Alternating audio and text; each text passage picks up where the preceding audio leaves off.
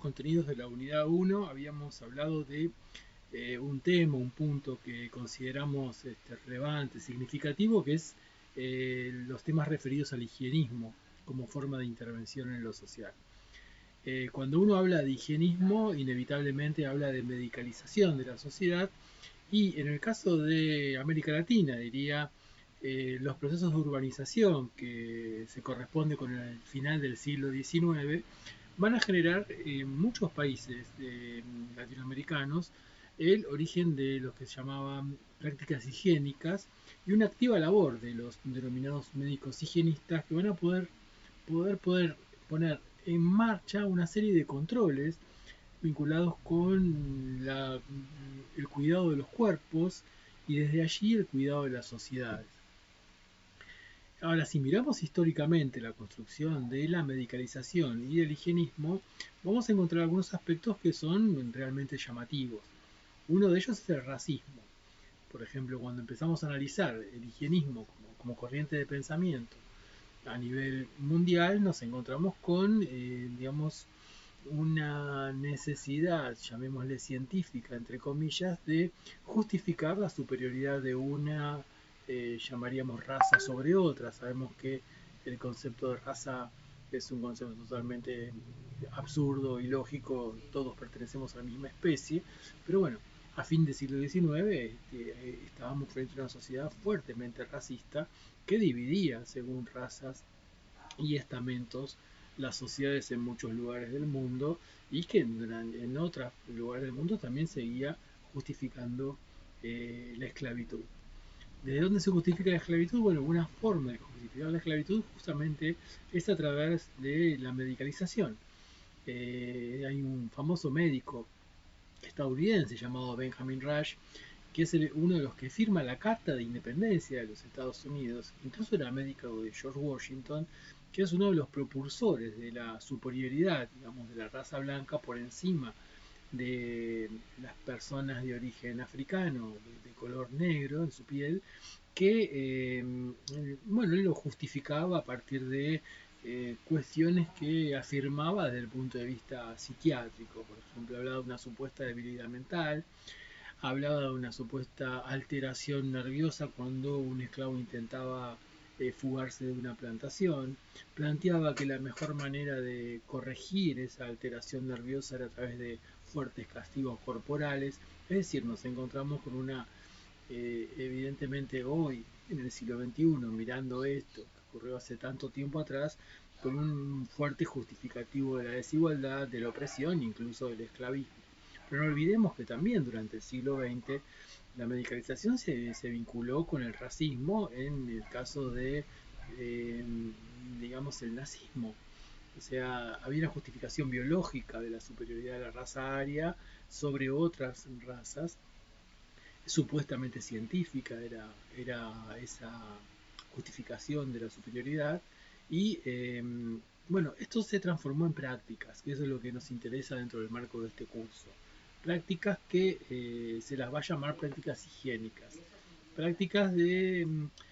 mirada, de observación, de registro, vinculados con los sectores que son considerados como más, diríamos, disfuncionales, entre comillas, anormales, o que preocupan a los sectores dominantes en las sociedades latinoamericanas y sería, digamos, del mundo a fines del siglo XIX, pero los estudios que hemos desarrollado son más vinculados con Sudamérica y con América Latina. En ese punto diría yo que el higienismo se vincula mucho con el positivismo, que es una corriente de pensamiento hegemónica durante la primera parte del siglo XX, que es una corriente de pensamiento que también se vincula con algunas cuestiones que podemos ver en la construcción de la modernidad, de una parte de la modernidad. También ese higienismo va a plantear qué es lo normal y qué es lo patológico, no solamente en términos de salud o enfermedad, sino también en términos de conductas saludables, diríamos hoy. También desde ese higienismo se va a plantear la idea tan permanente, digamos, en el imaginario social de condicionantes y determinantes del medio, ¿no? A partir de las relaciones causa-efecto que plantea la biología del principio del siglo XX y fines del siglo XIX, es decir, determinada causa, que puede ser el contexto barrial, va a generar un efecto y ese efecto va a tener que ver con vidas promiscuas, desviadas, como se decía en aquel momento, e incluso vinculadas con el delito, que si uno mira el higienismo desde el punto de vista de la rama psiquiátrica a partir del origen de la criminología, bueno, ahí también aparece de vuelta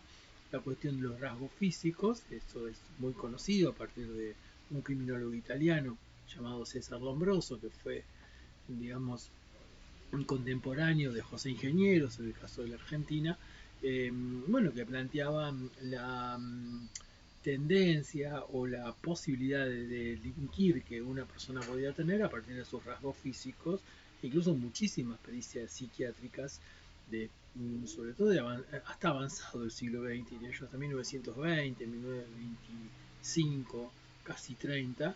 todavía seguían usando las ideas lombrosianas midiendo la forma de la cabeza, de las orejas, la nariz, la posición de los ojos, un estimativo de la capacidad eh, craneana encefálica, y toda esa serie de indicadores generaban una afirmación,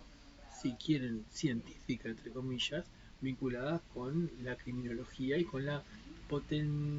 potencial criminalidad de una persona. En ese punto también el higienismo encuentra una modalidad de intervención. En el caso de la Argentina, esto se ve con bastante claridad en escritos de Rawson, de Pena, digamos, yo diría los padres fundadores del higienismo argentino,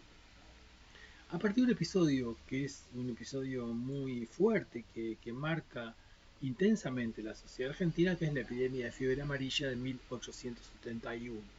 Esa epidemia hace que Buenos Aires quede prácticamente desierta, que un tercio de la población se vaya, que haya que crear nuevos cementerios, como el cementerio de la Chacarita en el caso de quien conozca la ciudad o quien recorra la ciudad. O sea que fue un episodio realmente fuerte a tal punto que el presidente, que era Domingo Faustino Sarmiento, se escapó de la ciudad porque tenía temor de contagiarse de fiebre amarilla. A partir de superar esa fiebre, en el momento en que ocurrió no se sabía que era producto, eh, que una enfermedad, producto de una transmisión que hacía un mosquito. O sea, cuando llega el invierno, bueno, el mosquito desaparece, la ciudad recobra su vida y bueno, eh, la epidemia culmina y todo vuelve a una cierta normalidad, pero a partir de ahí se va a empezar a decir que desde los lugares de la pobreza, los lugares donde estaban los inmigrantes, sobre todo en la zona sur de la ciudad, habían surgido focos infecciosos que habían generado la epidemia de fiebre amarilla. Desde esta justificación se va a justificar también la intromisión en la cotidianeidad de aquellos que habitan esa periferia de la ciudad a partir de prácticas como entrevistas domiciliarias, visitas domiciliarias, observación de cómo se vivía, análisis de la cantidad de hijos, si podían mantenerlos, qué tipo de trabajo tenían, qué tipo de manejo de los oficios, cómo era la calidad de vida de cada uno de los hijos. Entonces uno puede encontrar, en definitiva, antecedentes, yo diría interesantes, que tienen que ver con la medicalización y que tienen que ver con la higiene, a partir de justamente eh, esta medicalización, como dijimos recién, de la sociedad, y a partir de esta preeminencia de un discurso médico-sanitario, que en el caso de la Argentina